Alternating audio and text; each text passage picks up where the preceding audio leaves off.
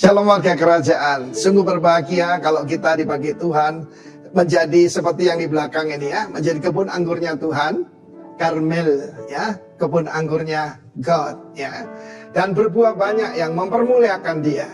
Karena kita sekali lagi tidak dipanggil untuk to be successful, tetapi to be fruitful. Mungkin Anda sudah bosan saya kata ini, saya akan terus bicara sampai itu terpatri dalam diri Anda. Bagaimana minggu yang lalu saya katakan hati-hati pada benalu. Orang yang menempel pada pohon kita, kehidupan kita, dan dia melakukan hal-hal yang merusak, ya, membawa kita kepada jalan-jalan yang menjauhkan diri pada Tuhan. Tapi kalau sudah tanya, apa hobinya iblis? Ada yang tanya saya, apa hobinya iblis? Saya bilang dia hobi bikin Kristen bonsai. Ya, hobi bikin Kristen bonsai. Kalau sudah nonton film-film sejarah dulu, Cina, Jepang, Korea, orang-orang kaya, bahkan kaisar-kaisar hobinya yaitu membuat ya pohon yang besar, oak tree, atau kalau di sini beringin, tapi kecil. Ya, bagaimana itu? Kena matahari sedikit, kena yaitu air sedikit, diguntingi supaya tidak tumbuh, dan jadi pohon. Memang itu pohonnya sebetulnya pohon besar tapi kecil, bonsai. It's an art sebetulnya ya. Di rumah kakek saya itu ada pohon jeruk, tapi ditanam di pot, saudaraku. Akibatnya tumbuhnya ya kecil, saudara ya. Apalagi kalau dipelihara seperti bonsai itu kesukaan iblis. Dengarkan khotbah singkat ya. Khotbahnya kok lama. Saya belajar dari pendeta Cho Yonggi, kalau memberi makan jangan pakai sendok katanya, pakai skop. Kasih makan supaya kuat. Tetapi itulah hobi daripada iblis. Di dalam Corona Academy ini apa yang berbahaya? Free time. Saya nggak salah dengar. Free time itu bahaya, saudaraku. Sebab Amsal 18 ayat 9 mengatakan orang yang bermalas-malas dalam pekerjaan sudah menjadi saudara dari si perusak. Ya, jadi slothful, ya, tidak mempergunakan waktu dengan baik. Itu adalah saudara daripada si perusak, bukan cuma friend ya. Tapi brother, kalau namanya brother itu punya DNA yang sama, gitu kan? Dari siapa? Si perusak. Si perusak ini ternyata adalah, kalau bahasa Inggris itu adalah great wisdom. Great wisdom. Baal Sahat. Sahat itu perusak, ya. Membuat kita korup, membuat kita busuk, membusukkan. Bukan cuma itu, saudaraku, membuat juga merusak, membuat hal yang jadi negatif. Karena apa? Free time. Bagaimana mencuri waktu kita? Seringkali kalau saya ketemu orang, tergantung daripada bagaimana dia bisa maju, tergantung bagaimana dia mempergunakan waktu. Salah satu tanda kalau saya berkata, kok lama sekali ya minggu depan? Saya sebagai hamba Tuhan selalu berkata, kok cepat sekali ya, sudah Natal. Karena kita tidak wasting time, saudara. Salah satu musuh kita kelihatan sederhana sekali. Mungkin karena generasi ya. Saya tidak seperti Donald Trump yang pakai Twitter itu. Bahkan Facebook pun saya tidak aktif. Yang generasi saya sesudahnya, Pak Roni, ya Pak Daniel, lalu juga Pak Yoyo dan sebagainya. Mereka ada di situ, di IG, ya di mana-mana. Saya lebih fokus kepada pengajaran. Dan karena itu jangan jadi Kristen bonsai. Terima firman Tuhan yang sepenuhnya, ya. Berdoa sedikit, mendengar firman Tuhan sedikit. Selalu tanya, berapa lama kalau khotbah? Kalau lama tidak mau dengar. Saudara yang kasihan Tuhan, mau bertumbuh kuat, berbuah, atau jadi bonsai, the choice is yours. Tetapi sekali lagi, jangan mau dicuri waktu. Salah satunya ya sosmed. Pergunakan sosmed hanya untuk memuliakan Tuhan. Tuhan memberkati. Amin. Shalom, Bapak Ibu Saudara sekalian, apakah bisa mendengar suara saya dengan baik? Ya, baik. Oke, ini yang akan kita bahas bersama-sama berdasarkan firman Tuhan ya, tears and hope ya, tangis dan harapan.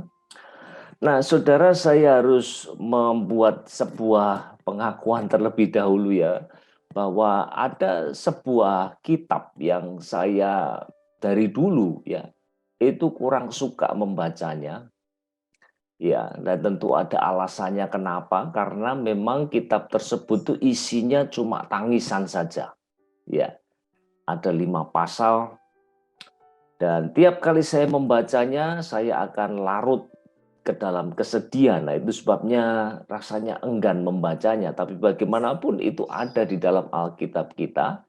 Dan saya percaya kalau Tuhan memberikan kitab-kitab itu ada 66 kitab ya di dalam Alkitab kita itu pasti dengan maksud ya, dan seharusnya kita pun juga harus familiar dengan semua bagian di dalam Alkitab kita.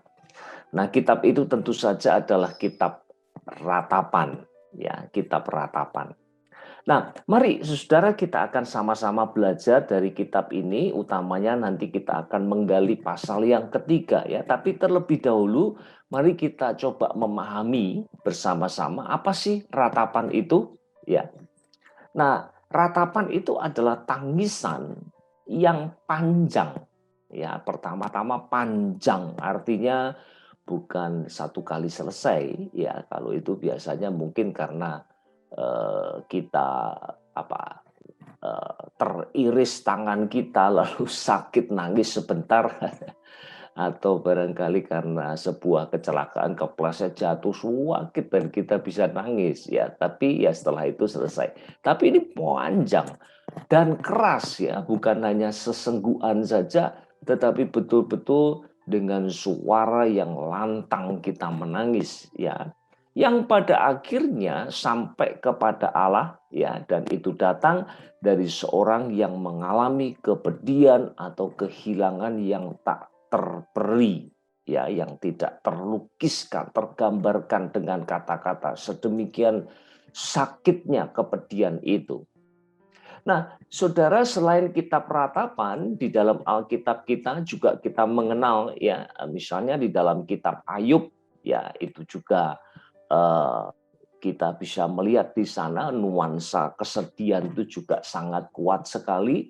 Nah, tetapi bedanya kalau di dalam kitab Ayub itu tragedi itu sifatnya personal ya, dalam keluarganya Ayub. Ya, sementara kalau dalam kitab ratapan itu tragedinya nasional ya, dalam skop yang lebih luas ya. Lalu kemudian juga kita seringkali menemukan di dalam kitab Mazmur ya. Karena Mazmur itu ada jenis-jenisnya ya, ada Mazmur syukur, ada Mazmur pujian ya. Nah, tetapi juga ada Mazmur ratapan. Dan kalau saudara coba untuk menghitungnya, maka yang menarik adalah jumlah dari Mazmur ratapan itu lebih banyak ya dibanding dengan jumlah dari Mazmur pujian dan juga Mazmur syukur ya. Saudara, pertanyaannya kenapa kok Alkitab itu memberi ruang yang cukup besar ya untuk bagian-bagian yang seperti ini ya.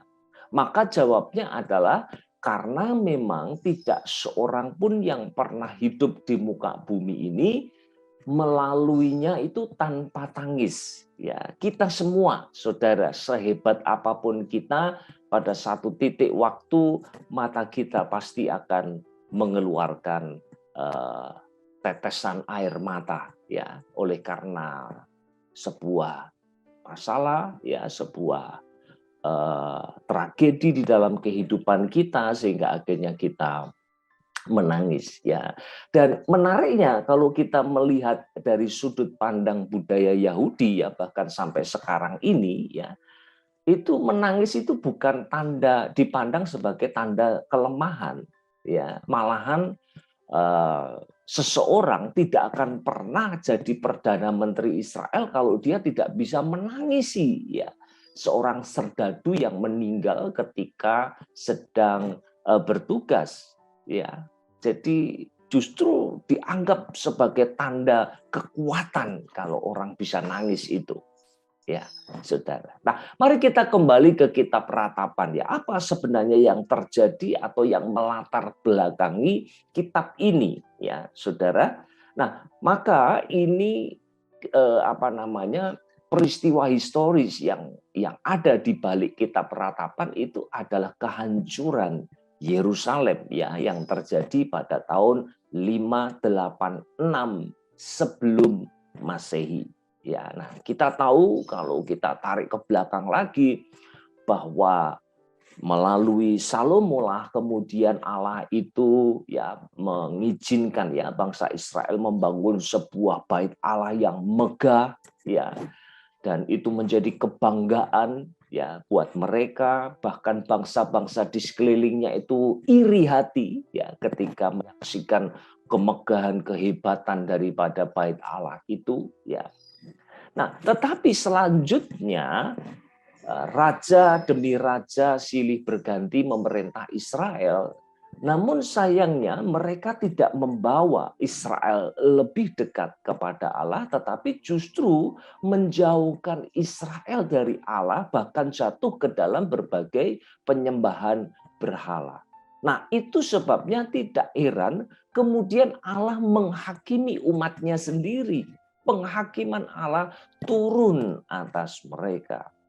Nah, ini juga yang kita melihat ya peristiwa historis yang sedang terjadi ya ketika Yeremia menulis kitab ini, Saudara. Ya, dan kalau Saudara mengamati ya di dalam kitab Yeremia itu Saudara akan menemukan bahwa memang tragedinya ini sambung menyambung ya, dan makin intens ya. Saudara, diawali dengan pengepungan ya bangsa Babel ya terhadap kota Yerusalem ya, itu 2 tahun lamanya ya, dikepung, lalu bahkan mereka berkemah di sekeliling Yerusalem ya, bahkan mendirikan tembok di sekeliling Yerusalem ya. Nah, akibatnya kalau sebuah kota sudah diisolasi seperti itu, maka akibatnya tidak terelakkan ya, pasti terjadi kelaparan.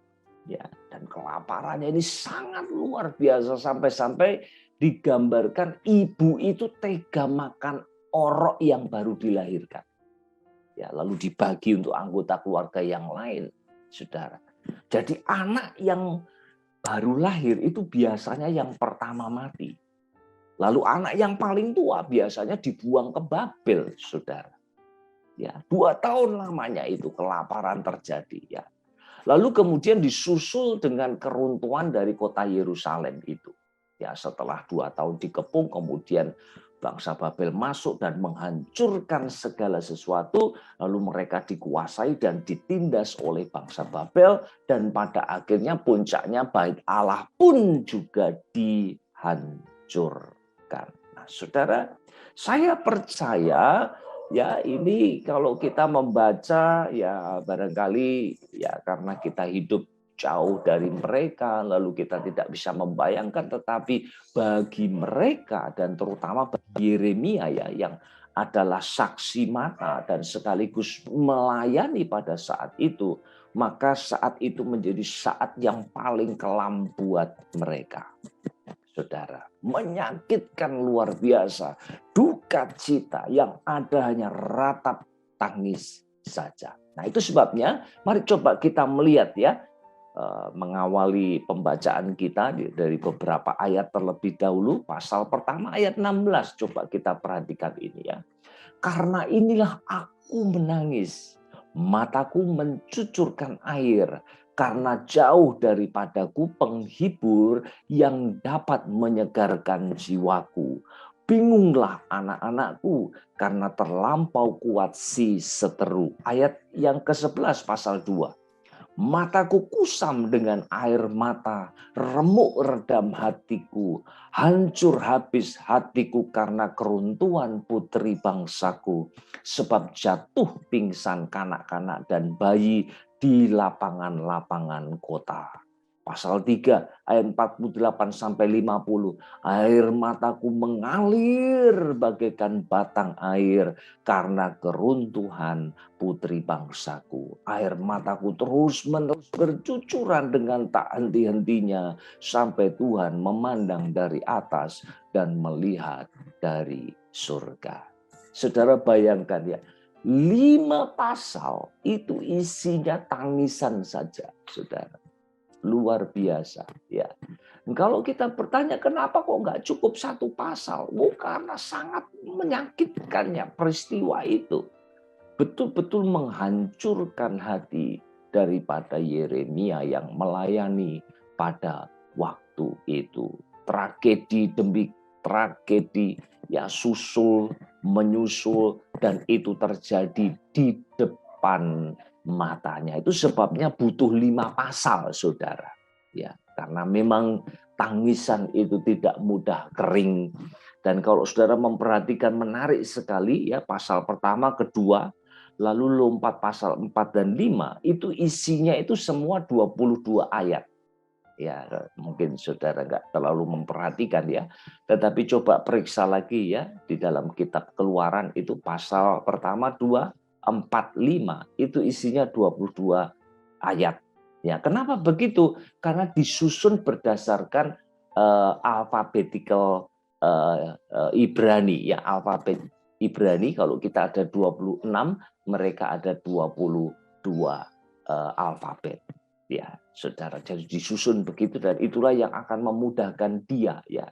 Jadi kalau mau dicontohkan misalnya A gitu ya, betapa sesaknya dadaku menyaksikan di sana sini yang ada hanya kematian misalnya gitu ya. B, betapa dalamnya dukaku ya memikirkan saudara-saudaraku yang mati karena kelaparan misalnya. Lalu C, cepat kilat pedangmu menghabisi semua yang hidup. Nah, kira-kira begitu saudara ya.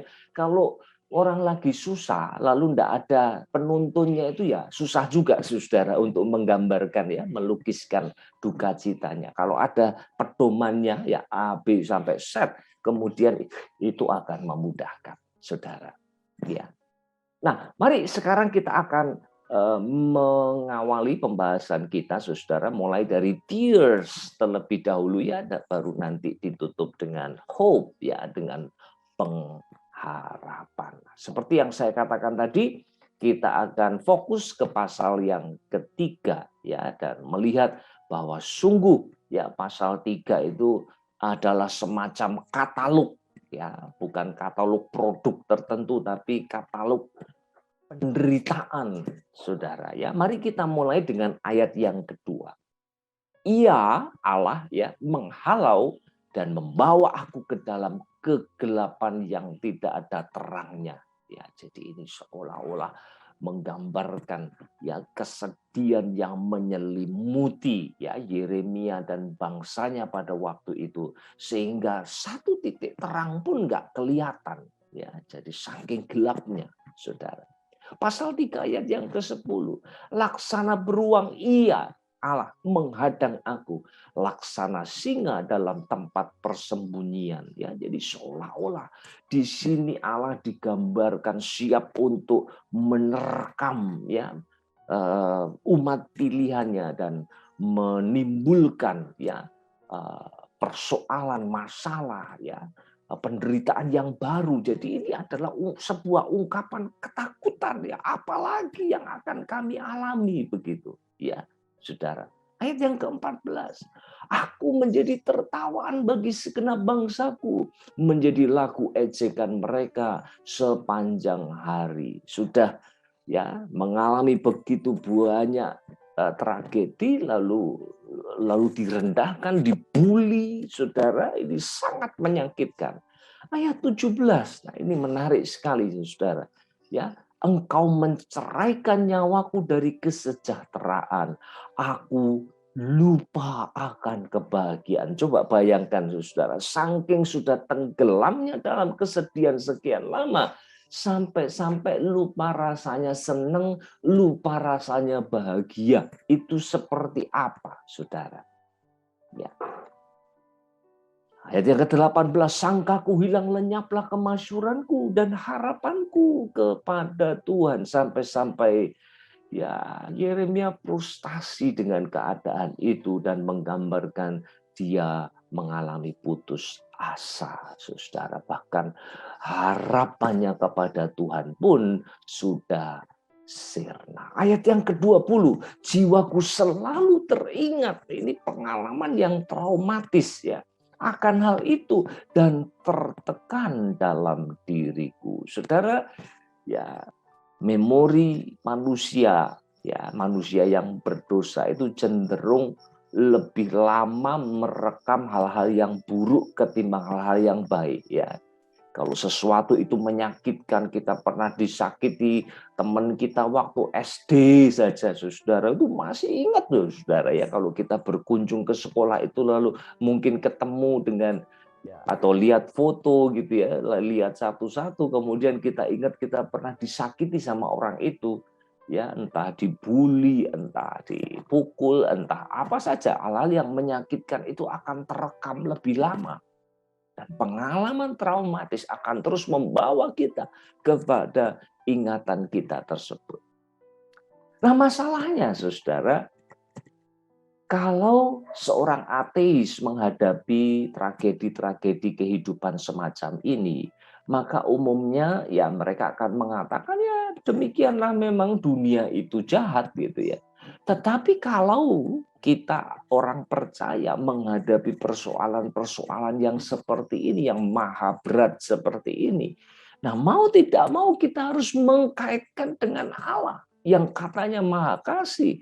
Tetapi kok kemudian bukan saja digambarkan ya Allah itu mengizinkan, tetapi Allah sendiri berada di balik semuanya itu. Dia yang melakukan, saudara. Ya. Bahkan kalau kita melihat di ayat 30, ayat yang ke-32 di sini diungkapkan dengan begitu jelas ya. Sama seperti Ayub itu ya, dia yang memberi, dia juga yang mengambil gitu ya. Ia mendatangkan susah, ia juga menyayangi menurut kasih setianya, saudara. Nah, ini bukan hal mudah, saudara, untuk kita cerna ya. Sekalipun kita sudah dewasa di dalam Tuhan, siapapun kita, kalau kita berhadapan dengan persoalan-persoalan yang besar dalam hidup kita, dan itu sungguh-sungguh ya menghancurkan hati kita, maka umumnya kita akan bergumul dengan amat sangat. Ya. Dan coba ya saya mau baca ini saudara, saya nggak masukkan di PowerPoint saya, tetapi saya mau baca dengan cepat ya bagaimana kemudian Yeremia menggambarkan Allah yang melakukan semuanya itu. Ya, saya baca di pasal 3 ya, nanti kalau ada kesempatan sore hari barangkali atau malam hari, coba bacalah ya ratapan, kalau bisa keseluruhan bagus, paling tidak pasal 3. Saudara ya, saya kutip cepat saja ayat yang keempat. Ia menyusutkan dagingku dan kulitku, tulang-tulangku dipatahkannya. Ini semua ia ini adalah Allah ya. Ia mendirikan tembok sekelilingku, ya mengelilingi aku dengan kesedihan dan kesusahan. Ya, ayat yang keenam. Ia menempatkan aku di dalam kegelapan seperti orang yang sudah lama mati. Ya. Ayat 7, ia menutup segala jalan keluar bagiku. Ia mengikat aku dengan rantai yang berat. Bayangkan saudara. Mengikat aku dengan rantai yang berat. Ia membelokkan jalan-jalanku, merobek-robek aku. Dan membuat aku tertegun. Ayat 11. Nah, yang menarik ayat 12. Ya, dikatakan di sana, ia membidikkan panahnya. Menjadikan aku sasaran anak panahnya. Coba bayangkan saudara ya. Kalau itu seperti olahraga panah, ya maka targetnya itu adalah umat Tuhan. Itu yang dijadikan target daripada anak panah Allah. Ya, saudaraku. Nah, apakah ini berarti bahwa Allah itu sumber penderitaan, Allah sumber kejahatan yang terjadi, ya yang terjadi di dunia kita, saudara? Ya. Nah, maka jawabannya terletak di ayat yang ke-1 sebenarnya, ya di pasal 3. Nanti kita juga akan kembali ke ayat ini lagi, sebab ayat ini bicara banyak, saudara ya. Nah, mari kita lihat ya, akulah Allah yang melihat sengsara disebabkan cambuk murkanya. Nah, ini kata cambuk ini kalau kita bandingkan ya di Mazmur pasal 23 ayat yang keempat itu, nah ini kata yang sama sebenarnya muncul di situ ya. Ya, ketika aku harus melewati lembah kekelaman, aku tidak takut sebab gadamu. Nah, kata gada itu sama dengan cambuk. gadamu dan tongkatmu itulah yang menghibur aku. Nah, kok bisa menghibur bagaimana? Ya, rupanya memang seorang gembala itu punya dua tongkat, yang satu bengkok ya ini untuk supaya gembala itu bisa membawa domba-dombanya, mengarahkan mereka, memimpin mereka ke tempat gembala itu mau membawa mereka, yaitu satu. Lalu gada itu seperti tongkat yang panjang besar, saudara, itu dipakai sebagai alat untuk menghalau predator kalau ada ya yang mau mencoba untuk memangsa ya domba-domba gembalaannya, saudara, untuk pukul. Nah, kalau di dalam Mazmur 23 dikatakan menghibur aku sebab aku terlindung. Tetapi di sini rupanya Allah menggunakan gada yang sama untuk memukul umatnya. Kenapa? Jawabannya tadi saya sudah katakan, saudara. Karena umatnya sudah sedemikian rupa meninggalkan Tuhan, berpaling dari Tuhan, sehingga akhirnya, saudara, ya, Allah harus mendisiplin mereka dengan cara yang keras, saudara. Dan ini diperlukan. Ya, sebab kata firman Tuhan ya, kepada yang dikasihi Tuhan itulah Allah menghajar, mendisiplin, saudara. Ya. Nah, saya tidak sedang mengatakan ya bahwa apa yang terjadi pada kita saat ini, ya pandemi COVID-19 yang sudah berlarut-larut sekian lama ini, itu karena Allah sedang menghakimi dunia ini, ya bisa jadi itu semacam sebuah peringatan, alarm buat kita, karena dunia sudah sedemikian jatuh ke dalam dosa, dan Allah memakai ya tragedi-tragedi yang disebabkan oleh pandemi ini untuk kemudian ya itu menjadi loudspeaker-nya Allah, ya menjadi corongnya Allah untuk memanggil kita kembali kepada Dia, bisa jadi, saudara. Tapi bahwasanya kita melihat ya ada paralel di sini ya apa yang dialami umat ya pada waktu itu, pada saat Yeremia menulis ya kitab ratapan ini, dengan apa yang kita lihat ya di sekeliling kita saat ini, saudara. Yang ada hanya tangisan ya. Orang kehilangan orang-orang yang mereka kasihi, anggota keluarga mereka. Orang kehilangan pekerjaan, orang kesulitan dalam berusaha, saudara. Ini kesulitan yang menumpuk. Belum lagi semuanya itu pada akhirnya menimbulkan konflik horizontal ya. Sesama anggota keluarga, suami istri ya, suami anak dan seterusnya. Kenapa? Karena semua tertindih beban berat sehingga hal kecil saja bisa menyulut kemarahan. Orang menjadi gampang sekali irritated ya.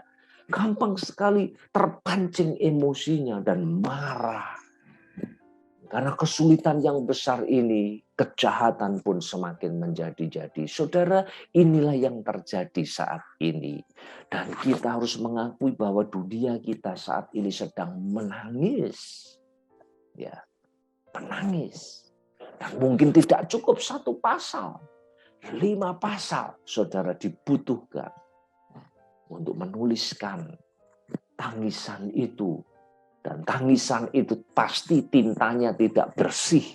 Ya pasti sudah bercampur dengan air mata. Saudaraku yang dikasih oleh Tuhan. Tetapi kita bersyukur kepada Allah. Sebab tangis tidak berhenti di situ. Ya, tears itu bukan final word. Ya, itu bukan kata akhir, saudara. Tetapi kita bersyukur bahwa Allah kita adalah sumber pengharapan kita. Ya, nah mari sekarang kita lanjutkan ya dari tangis kepada harapan. Nah, coba saudara kita berandai-andai sedikit ya, umpamanya saudara jadi Allah ya dan melihat umatnya yang didisiplin dengan keras itu sekarang mereka sedang meratap ya panjang dan keras ya yang sampai ke telinga saudara. Lalu kira-kira apa yang saudara bisa lakukan atau perkataan apa yang saudara akan berikan kepada umat Tuhan? Kira-kira, saudara, apa? Ya, enggak usah dijawab di sini ya, saudara. Tapi bayangkan, apa ya kira-kira kalau aku jadi Tuhan itu, ya kalau ada orang yang menangis terus-menerus, kira-kira apa yang aku berikan itu? Nah, bisa jadi saudara kita berpikir, karena memang ya 70 tahun kemudian ya setelah pembuangan di Babel, itu kemudian umatnya dipulihkan ya, kembali lagi dan mereka mulai membangun Yerusalem lagi ya pada zamannya Esra dan Nehemia ya. Jadi bisa jadi kita katakan tenang saja, sekarang kamu lagi didisiplin, tunggu saja ya 70 tahun dipulihkan. Tapi apakah itu yang kita temukan dalam kitab Ratapan? Tidak, saudara, tidak. Tuhan tidak mengatakan itu. Atau barangkali yang lebih spektakuler lagi kita katakan, tenang saja, ya. Sekarang Yerusalem memang ya dalam keadaan berpuing-puing dan berasap, ya. Tapi ingat suatu saat nanti akan ada Yerusalem baru yang akan turun dari surga, saudara. Kenapa? Itu juga tidak muncul rupanya di dalam kitab Ratapan. Bukan itu yang disuarakan oleh Tuhan kepada umatnya, saudara. Kenapa demikian? Nah, saya mau mengutip ya satu perkataan dari Charles Spurgeon ya. Beliau mengatakan begini, kedatangan Yesus yang kedua kalinya itu bukanlah penghiburan bagi orang yang sedang tertekan oleh penderitaan yang amat sangat, karena terlalu jauh. Orang lagi menderita ya, lalu tenang, Tuhan Yesus akan datang yang kedua kalinya, pada waktu itulah ratap tangis akan dihapus. Iya, betul, itu peristiwa yang spektakuler, tetapi masih jauh dan kita nggak tahu kapan itu terjadi. Ya, nah, tetapi ya ini kata Spurgeon, kedatangannya yang pertama yang penuh dengan penderitaan itulah yang akan menjadi sumber penghiburan bagi umat Tuhan yang sedang mengalami penderitaan yang luar biasa itu. Kenapa, saudara? Karena pada saat Kristus datang di muka bumi ini, dia juga mengalami sengsara yang luar biasa. Ya. Dan terlebih lagi, dia sudah menang atas sengsara dan bahkan atas maut, saudara. Ya. Nah, ini diperlukan ya buat kita, khususnya yang saat ini ya. Saya juga terus terang, saudara, saat ini saya juga dalam keadaan yang baik ya. Keluarga kami baik-baik ya. Bahkan anak saya yang tua sudah barusan wisuda ya. Kami semua dalam keadaan. Tapi begitu saya buka Facebook, saya lihat di IG, saya ngomong dengan teman ya, saya dapat WA yang menceritakan si A, si B dipanggil Tuhan karena COVID ya. Barusan saya dengar kabar teman saya dulu kuliah di Filipina ya, suami istri, saudara ya. Suami lebih dulu dipanggil Tuhan hari Jumat ya, lalu minggu depannya hari Sabtunya istrinya menyusul, saudara ya. Bayangkan keluarga yang mengalami seperti itu pasti sangat berduka cita teramat dalamnya, saudara ya, ya saudaraku. Nah, pada saat seperti itu saya kira kita butuh penghiburan, dan penghiburan ini harus datang dari orang yang juga pernah mengalami sakitnya menderita itu ya, dan Kristus pernah mengalaminya ya. Kalau itu datang dari seorang yang belum pernah mengalami ya, barangkali itu seperti lelucon itu ya, lelucon suami ya mau menghibur istrinya yang mau melahirkan ya, lalu katakan tenang. Waduh, nah, kamu pasti bisa ya, tahan sedikit. Lalu istrinya ngomong sama suaminya, emang lu pernah ngalami ya, saudara ya. Barangkali ya kesal hati istrinya. Kenapa? Ya enak aja lu ngomong gitu. Kalau lu ngalami, kamu juga teriak-teriak. laki-laki, ya dasar laki-laki dan seterusnya, saudara. Ya. Tetapi Kristus pernah mengalaminya. Nah, itu sebabnya, saudara, yang diperlukan oleh seorang yang sangat menderita adalah bahwa berita ya yang betul-betul relevan bagi kehidupan mereka sehari-hari. Apa itu? Nah, mari kita lihat sekarang. Nah, kalau kita baca ayat-ayat ini kita semua familiar, saudara ya. Mari kita perhatikan di sini. Tetapi hal inilah yang ku perhatikan, ya. Oleh sebab itu aku akan berharap tidak berkesudahan kasih setia Tuhan, tak habis-habisnya rahmat-Nya. Selalu baru tiap pagi, besar kesetiaan-Mu. Tuhan adalah bagianku, kata jiwaku. Oleh sebab itu aku berharap kepadanya. Saudaraku yang dikasih oleh Tuhan Yesus, perhatikan di sini. Ya, inilah perkataan yang dibutuhkan oleh siapapun yang saat ini sedang dalam lembah kekelaman, yang sedang melalui satu musim yang tidak menyenangkan, ya, yang menekan, yang menyakitkan, saudara, dalam kehidupan ini. Ya, barangkali kalau kita mau pinjam perkataan Rasul Paulus, ya, barangkali ini sejajar dengan apa yang Tuhan katakan ketika dia minta supaya duri dalam daging itu ya diangkat daripadanya.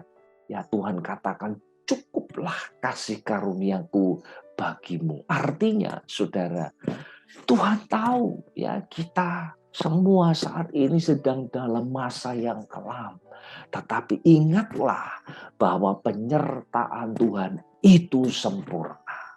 Dia akan berjalan bersama dengan kita dan dialah yang akan memampukan kita langkah demi langkah, hari demi hari, waktu demi waktu untuk kita bisa melalui masa yang kelam ini, saudaraku yang dikasih oleh Tuhan. Puji Tuhan, saudara. Ini yang kita butuhkan. Barangkali ya kita juga senang suatu saat nanti kita akan masuk surga. Tapi itu masih terlalu jauh. Yang kita butuhkan adalah penyertaan Tuhan yang selalu baru setiap pagi ini. Ini yang kita butuhkan. Saudara, orang kalau susah pertanyaannya tidak jauh-jauh. Ya, pertanyaannya selalu apa? Bagaimana saya bisa melalui hari ini? Kan cuma itu saja, saudara. Dan puji Tuhan, Tuhan menjanjikan itu buat kita. Ya, saya mau kita kembali sebagai ayat terakhir ya, ke ayat yang pertama pasal 3 ya. Tadi kita lihat cambuk, sekarang kita lihat kata akulah, akulah. Ya. Nah, akulah di sini jelas menunjuk kepada Nabi Yeremia, itu sebabnya dia disebut dengan nabi yang meratap. Ya, dan memang ada paralel ya, ada kesamaan. Itu sebabnya waktu Tuhan Yesus tanya ya kepada murid-muridnya, menurut banyak orang, ya, siapa sih aku ini? Ya, lalu kemudian ada yang mengatakan, engkau adalah Yeremia. Ya, karena memang sama seperti Yeremia memperingatkan umat Tuhan ya, bahwa kalau kamu nggak kembali kepada Tuhan, kamu akan dihajar oleh Tuhan ya, dan bait Allah akan dirobohkan. Demikian pula Tuhan Yesus gitu ya.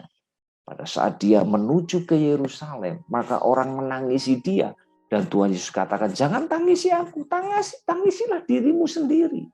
Dan itu peringatan, saudara ya, bahwa nanti bait Allah pun ya kira-kira 40 tahun kemudian oleh Jenderal Titus juga dirobohkan. Saudaraku yang dikasih oleh Tuhan, ada paralel, ada kesamaan, ya.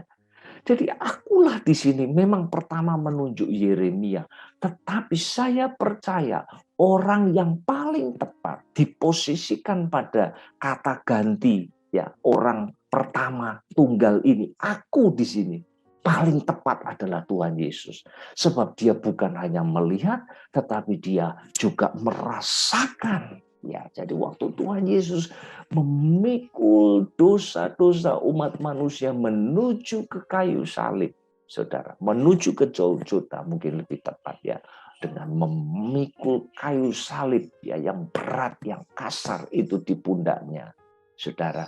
Maka pada waktu itu sebenarnya penderitaan Tuhan Yesus mengantisipasi semua penderitaan yang mungkin kita alami dalam hidup kita.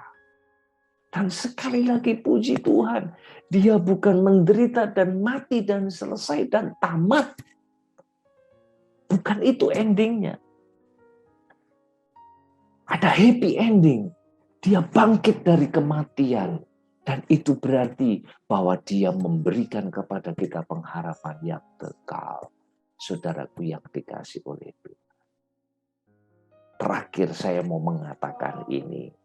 Bahwasanya menjadi pengikut Kristus masih bisa, dan saya bukan mendoakan, bukan menubuatkan, tetapi kita akan meneteskan air mata dalam hidup kita karena perihnya hati kita ya, karena masalah-masalah tragedi yang kita alami dalam hidup kita. Ya. Orang percaya masih menderita dan orang percaya masih juga mencucurkan air mata. Ya. Tetapi saudara, suatu saat kelak, ya, Tuhan akan betul-betul menghapus air mata kita. Sama sekali, tidak ada lagi penderitaan, tidak ada lagi ratap tangis. Tetapi kalau kita meninggalkan Tuhan, saudara, maka ini yang terjadi. Bukan hanya menangis dalam kehidupan kita yang sekarang, tetapi menangis di sepanjang kekekalan, saudara. Itu sebabnya betapapun sulitnya keadaan yang kita hadapi, saudara, jangan pernah tinggalkan Tuhan. Mungkin kita masih menangis, tapi satu hari kelak itu akan dihapus dari kehidupan kita. Tapi kalau saudara tinggalkan Tuhan, saudara akan menangis di sepanjang kehidupan saudara, baik kehidupan yang sekarang dan kehidupan yang akan datang. Amin. Saudara, kiranya firman Tuhan memberkati kita sekalian. Mari kita tunduk kepala, kita sama-sama datang kepada Tuhan dalam doa. Bapa di dalam surga, kami berterima kasih karena sungguh firman-Mu memberikan kepada kami ruang untuk kami bisa mengungkapkan kesedihan kami, duka cita kami, ratap tangis kami di hadapan Tuhan. Dan sesungguhnya itu bukan tanda kalau kami lemah. Tetapi karena memang sungguh sulit tantangan yang ada di hadapan kami. Kami semua rapuh Tuhan. Kami semua rapuh. Dan pandemi ini sudah merusak semua tatanan kehidupan kami. Barangkali ada di antara jemaat-Mu yang saat ini sedang mengikuti ibadah online ini, ataupun yang nanti akan mendengarkannya, menyaksikannya setelah ini tayang di YouTube. Mungkin ada di antara kami yang saat ini sedang mengalami hal-hal yang pedih, yang perih, yang menyakitkan dalam hidup mereka. Tapi kami bersyukur Tuhan, bahwa tangisan itu bukan akhir dari segala sesuatu. Ada pengharapan, bahkan pengharapan yang kekal di dalam Tuhan. Dan kami mau terus berpegang teguh pada pengharapan itu ya Bapa. Mari Tuhan, hiburkan dan kuatkan kami. Dan terus berjalan bersama dengan kami. Supaya kami boleh sampai kepada tujuan yang terbaik yang Tuhan siapkan bagi kami yang percaya dan mengasihi Engkau. Terima kasih Tuhan, kami kembalikan segala puji, hormat, kemuliaan hanya bagi Tuhan saja. Dan demi nama Tuhan Yesus Kristus, kami berdoa. Haleluya. Amin. Puji Tuhan, Tuhan memberkati kita sekalian.